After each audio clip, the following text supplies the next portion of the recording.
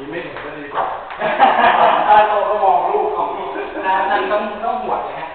แบบนี้ไม่ต้องใส่ใจอะไรมากก็แค่เรามองลูก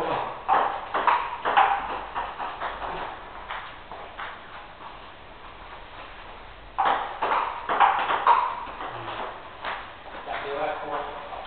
ดีกว่าไม่แค่ต้องงอนิดนึงงอข้อมือใช่เราไม่ได้แต่งตัว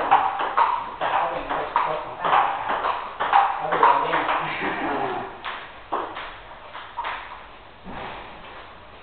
แล้วทำดูแบบโอ้โหตาสว่างขึ้นเยอะรู้อะไร20-30 ปีแบบที่เล่นอยู่ใช่ว่าผมเล่นไม่ได้หรือว่าเราไม่กล้ามากก็ได้อยู่แค่นั้นมาดูเขาสอนแค่ง่ายๆนิดเดียวไม่อย่างไรมากเรื่องผมไม่เขา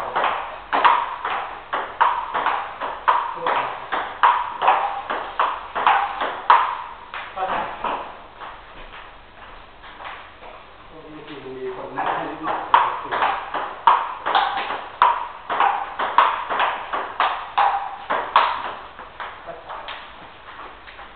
แก้จุดนะจุดที่เราติดอยู่นิดนึงแก้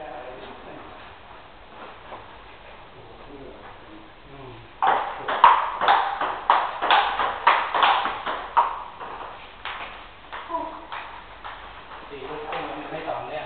มันขาไม่ดี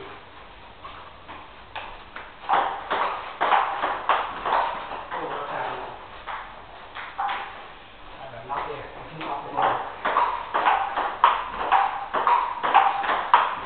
ดีโดนต้องมาหมุนมากจะทำอะไรเริ่มงงมาก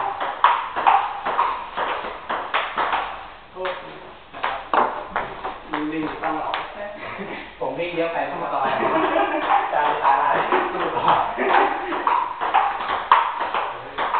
แก่ไม่เขียน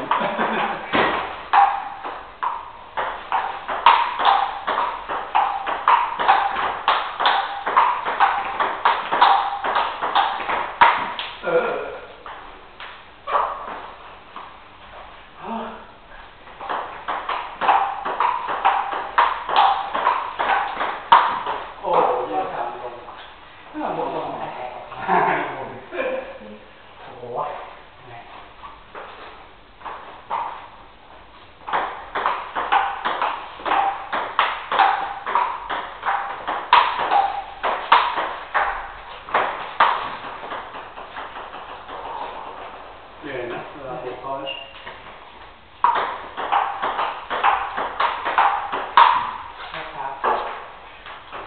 ยิ่งแบบนี้โห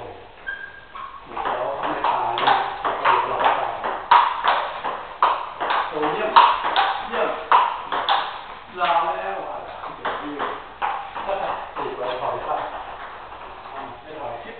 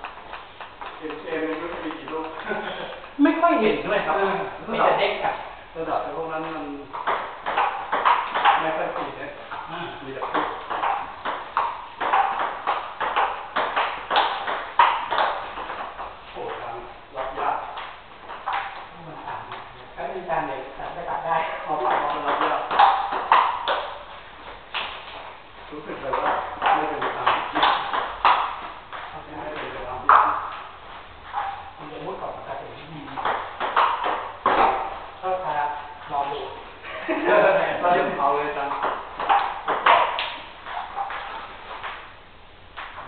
ได้แข่งครับ พวกนี้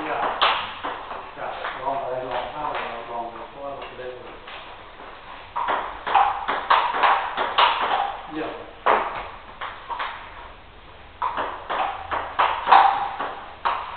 วันยา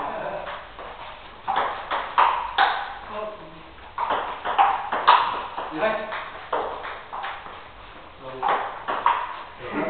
ได้จังหวะลงนะครับท่าเดียวกันสองหน้าใช่ไหม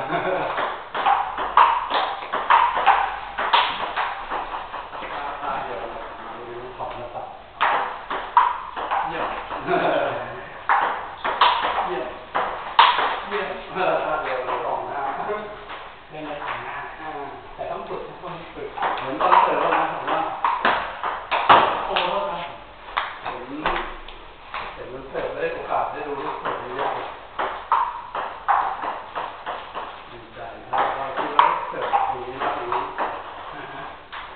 เราก็คิดไว้เราก็เปิดตลอดนี่ก็ใส่